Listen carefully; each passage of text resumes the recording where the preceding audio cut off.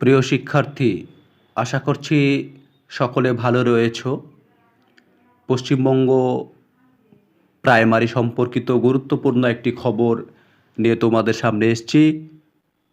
তোমরা ভিডিওটি প্রথম থেকে শেষ পর্যন্ত দেখবে এবং তোমরা যারা আমার চ্যানেলে একদমই নতুন অবশ্যই চ্যানেলটিকে সাবস্ক্রাইব করে রাখবে, কেননা প্রাইমারি সংক্রান্ত বিভিন্ন খবর তোমরা এই চ্যানেল থেকে পেয়ে যাবে। তোমরা জানো 2014 সালে পরীক্ষা হওয়ার পরে 6টি প্রশ্নের ওপর চ্যালেঞ্জ করা হয়েছিল বা হাইকোর্ট করা হয়েছিল প্রশ্ন ভুল মামলার জন্য। পরবর্তীতে সেই যে সমস্ত ক্যান্ডিডেটরা পিটিশনার হয়েছিল বা কেস করেছিল তারা কিন্তু সেই 6 নাম্বার পেয়েছে এবং সেই 6 নাম্বার পাওয়ার পরে সেই ক্যান্ডিডেটরা যদি দেখা যাচ্ছে চাকরির ক্ষেত্রে এলিজেবল হয় তাহলে অবশ্যই পর্ষদকে বা সরকারকে তাদের চাকরি দিতে হবে। আমার জানা মতে এইরকম একটা স্যার অলরেডি চাকরি করছে প্রশ্ন ভুল মামলায়। আবারও টেট পরীক্ষা 2022-এ বেশ কয়েকটি প্রশ্ন ভুল হয়েছিল, তা নিয়ে মামলা করা হয়েছে। তো যে সমস্ত প্রশ্নগুলো ছিল আমরা দেখব। দেখো, প্রথমে আমাদের সাইকোলজি থেকে যে প্রশ্নগুলো ছিল, তোমরা জানো আত্মবিশ্বাস ও আত্মসম্মান, সাধারণ থেকে বিশেষের দিকে অগ্রসর, বোধমূলক স্তরে শিখন, অন্তর্ভুক্তিমূলক শ্রেণীকক্ষ, এই 4টা জিনিস। বাংলা থেকে অব্যয় বিশেষণ, নাগকুমারী ছিল এই 2টো জিনিস। এরপরে আমরা যদি পরিবেশ থেকে দেখি তাহলে দেখতে পাবো সুপার সাইক্লোন, যেটা নিয়ে সংশয় হচ্ছিল। তারপরে কার্বন মনোক্সাইড, নাইট্রাস অক্সাইড, আম ও লিচু, চা কফি, যেটা নিয়ে দ্বন্দ্ব হয়েছিল আমরা জানি। এ নিয়ে অনেকে সে সময় চ্যালেঞ্জ করেছিল কিন্তু কিছু হয়নি। পরবর্তীতে কিন্তু এগুলো প্রশ্ন ভুল মামলায় হাইকোর্ট হয়েছে।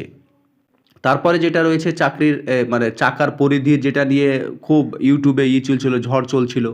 জীবন থেকে উদ্ভূত সমস্যা, অনুরূপ কোণ।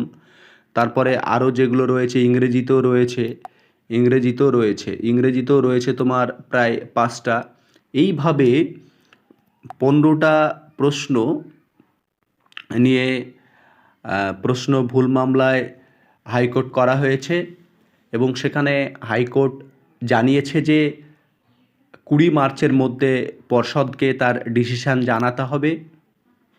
প্রয়োজনে বিশেষজ্ঞ দিয়ে এই প্রশ্নগুলি অ্যানালাইসিস করা হবে।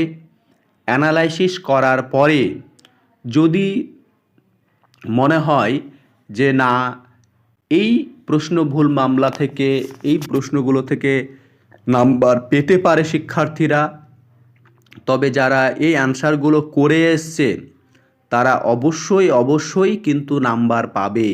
এখানে একটা প্রশ্ন নয়, 15টা প্রশ্ন নিয়ে মামলা। এটা একটা বৃহত্তর ব্যাপার। তাই এই কেসে যারা প্রায় 500 তারও বেশি ক্যান্ডিডেট অংশগ্রহণ করেছে তারা অবশ্যই লাভবান হবে। এবার দেখা যাচ্ছে যারা পরীক্ষায় পাশ করতে পারেনি তারা এই নাম্বার পাওয়ার পরে যদি তারা পাশ করতে পারে, মানে নাম্বারটা অ্যাড হয়ে তারা ইন্টারভিউর জন্য এলিজেবল অবশ্যই হবে। তো দেখা যাক 20 মার্চ পর্ষদের কি ডিসিশান আসছে। সেই ডিসিশানের ওপর নির্ভর করছে 2022-এ যে টেট পরীক্ষা হয়েছিল সেই প্রশ্ন ভুল মামলার কি হতে চলেছে। তবে আশা করা যায় যে এর আগে যেমন নাম্বার এসছিল এবারও হয়তো 15 না এলেও কিছু নাম্বার আসবে এবং অনেক শিক্ষার্থী 2022 টেট পাস করবে আশা রাখা যায়। সকলেই চোখ রাখো 20 মার্চের দিকে। দেখা যাক তোমাদের শেষ পর্যন্ত রায় কি আসে এবং পর্ষদ কি জানায়। ভালো থেকো সকলে, আজকে এই পর্যন্তই।